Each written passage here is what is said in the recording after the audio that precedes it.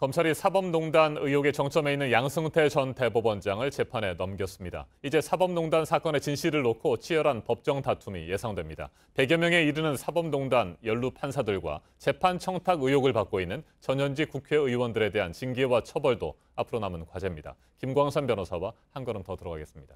안녕하십니까? 네, 안녕하세요. 네. 양승태 전 대법원장의 범죄 사실이 47개 이르고요. 네. 큰 혐의가 10가지로 추려졌습니다. 구체적인 혐의들을 좀 살펴볼까요? 일단 범죄 사실은 47개고 네. 공소장만 해도 296쪽에 달합니다. 근데 범죄 사실을 검찰은 좀 4가지로 분류를 했어요. 크게 나누면 이제 첫 번째가 상고법원 추진을 위해서 법원의 유상을 강화하고 또 이익을 도모하기 위한 범죄. 가장 대표적인 것이 일제 강제징용 배상 네. 사건을 들 수가 있는 거고요. 그다음에 이제 대내적으로 비판 세력을 탄압했다. 그게 이제 전형적인 것이 판사에 대한 블랙리스트. 그다음에 부당한 조직 보호를 위해서 부산의 고법 판사의 어떤 비위 이걸 은폐 축소하려 했다. 그런 부분.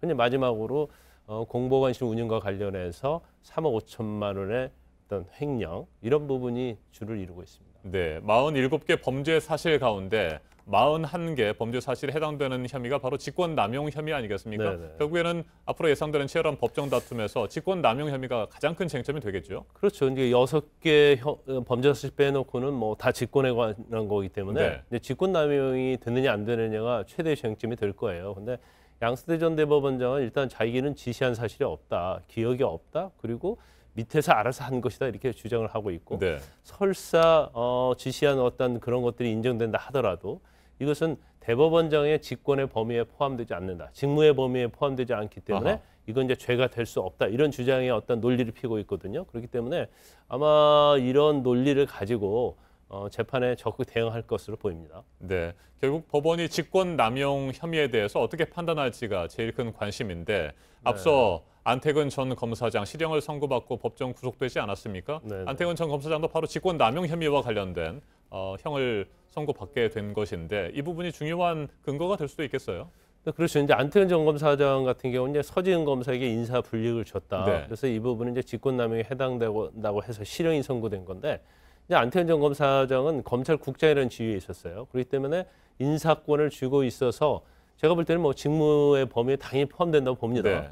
그렇지만 이제 대법원장과 관련된 부분에 있어서는 재판에 개입하는 것이 과연 직무의 범위에 포함되느냐 이게 최대의 쟁점이 될 거예요. 그래서 그 부분은 좀 논란이 있을 수 있어요. 네. 하지만 저는 개인적으로 볼 때 대법원장은 인사권을 가지고 있기 때문에 특히 이제 판사의 블랙리스트와 관련된 부분에 있어서 정말로 인사에 불이익을 줬다고 한다면 이 부분에서는 안철근 전 검사장의 어떤 판결 자체도 상당히 유사성이 있다고 보기 때문에 유죄 가능성이 있다고 봅니다. 하지만 지난번 이명박 전 대통령이랄지 이제 박근혜 전 대통령의 관련된 재판 과정에서 네. 보면 법원이 직무의 범위에 대해서 굉장히 엄격하게 해석을 하고 있거든요. 그래서 우병우 전 수석이랄지 김기춘 전 비서실장에 있어서 이제 직무와 관련해서 굉장히 협소하게 해석을 하다 보니까 무죄가 선고된 사례가 있어요. 그래서 이러한 부분들이 과연 재판에 얼마나 영향을 미칠 것인지 이제 그걸 관심 있게 봐야 하는데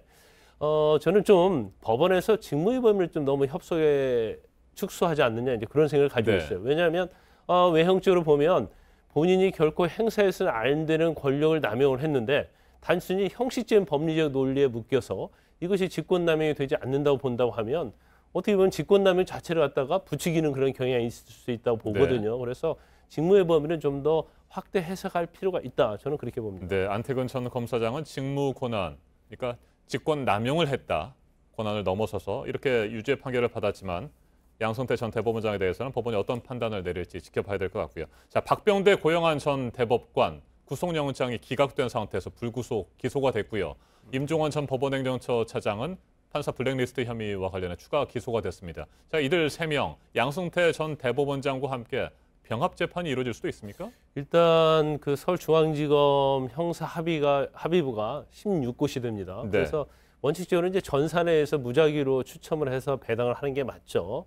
그런데 사실 형사재판부 16곳 중에서 한 3분의 1의 재판장이 이제 사법농단과 관련해서 조사를 받았고요. 네. 또 이전에 양승태 전 대법원장과 인연이 없어야 하고 이제 그리고 이제 2월에 인사가 있어서 또 사무분담이 또 변경이 됩니다. 그래서 사실 재판부를 정하는 데 있어서 선택지가 굉장히 좁아요. 네. 그런데 이제 저는 볼 때는 제일 중요한 부분은 일단 임종원 전 차장 재판부가 36부거든요. 네. 36부에서 재판을 하고 있는데 지금 박병대 전 대법관이랄지 고영한 전 대법관의 어떤 재판이 범죄 사실이 굉장히 공모 관계로 돼 있지 않습니까? 그러면 36부에서 사실 재판하는 게 맞죠.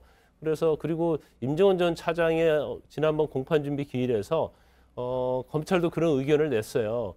일단 이 사건의 어떤 실체적 파악과 또 합일적인 그러한 사실관계 확정을 위해서는 병합해서 재판을 받는 게 맞다 이런 네. 의견을 냈기 때문에 이게 반영이 될 수 있다고 봅니다. 그러면 임종원 전 차장의 재판을 받고 있는 36부에서 병합해서 재판을 받을 가능성이 큰데 이제 문제는 있죠. 왜냐하면 너무 이 재판이 방대하다 보니까 한 재판부에서 과연 이 재판을 다 할 수 있는 것인가 이 부분이 굉장히 판단하기 어려워요. 그런데 아마 형사 수석부장 판사 또 합의부 재판부 부장들하고 아마 회의를 해서 어떤 방향으로 갈지 좀 정할 가능성이 크고 아마 오늘 정도는 재판부 배당이 이루어지지 않을까 싶습니다. 네. 사법농단에 연루된 전현직 판사, 법관들 100여 명에 이르지 않습니까? 네. 이들에 대한 신병 처리 여부도 검찰이 먼저 결정을 해야 될 텐데 이달 안에 이루어질까요? 일단 그 검찰에서는 일단 사법부 이제 수뇌부에 이제 양승태 전 대법원장이 구속 기소됐잖아요. 네. 그리고 이제 박병대 고영한 전